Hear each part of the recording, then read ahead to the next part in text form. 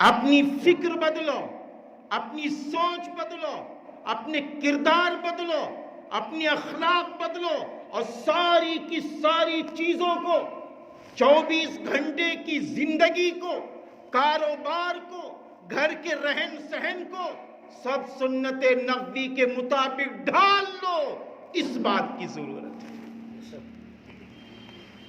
میرے بھائیوں، قرآن صاف صاف بلند آواز میں یوں کہتا ہے، وَأَطِيعُوا اللَّهَ وَالرَّسُولَ لَعَلَّكُمْ تُرْحَمُونَ۔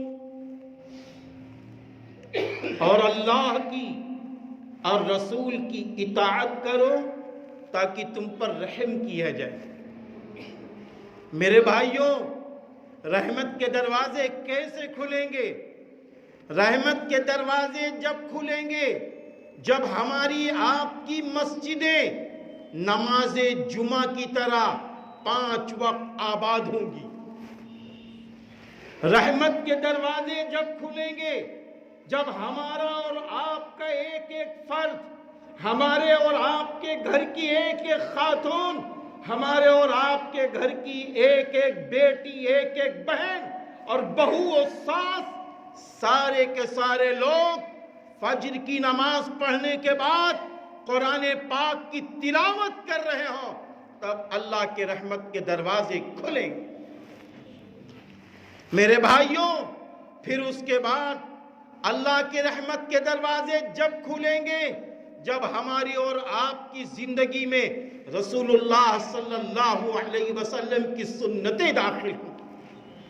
میں آپ سے سچ بتاتا ہوں، میں دل کی گہرائیوں سے کہتا ہوں، اپنے کو مخاطب ہو کے کہتا ہوں کہ اے مسلمانوں، کیا ہمارا یقین اس بات پر نہیں ہے ہواؤں پر حکومت اللہ کی، چاند پر حکومت اللہ کی، ذروں پہ حکومت اللہ کی، درختوں پہ حکومت اللہ کی، ہمارے آپ کے جسموں پہ حکومت اللہ کی، ہمارے آپ کے بچوں پہ حکومت اللہ کی، ذرے ذرے کا مالک جب اللہ ہے تو بتاؤ ہمیں راضی کس کو کرنا ہوگا؟ پھر کس کو راضی کرنا ہوگا؟ اللہ کو راضی کرنا ہوگا، اللہ کو راضی کرنا ہوگا۔ ڈرنے کی ضرورت نہیں ہے۔ قرآن پاک ببانگ دہل، ڈنکے کی چوٹ پر یوں کہتا ہے، وَلَا تَهِنُوا وَلَا تَحْزَنُوا وَأَنْتُمُ الْأَعْلَوْنَ إِن كُنتُم مُؤْمِنِينَ۔ اللہ کیا فرما رہا ہے؟ اور ہمت مت ہارو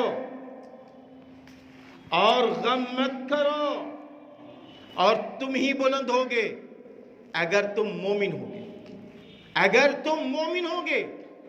ہم کو کیا بننا ہے؟ میرے بھائیوں بولو کیا بننا ہے؟ میں نے شروع میں کہا تھا مذاکرے کی یہ محفل ہے، خطاب تو انشاءاللہ حضرت والا کا ہوگا۔ ہمیں آپ کو کیا بننا ہے؟ مومن بننا ہے، مومن بننا ہے میرے بھائیوں۔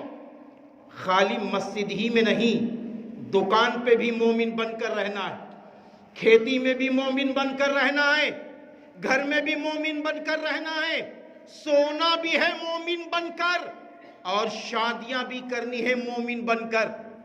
سارے کام و کاج میں ہم کو ایمان کو مقدم رکھنا ہے۔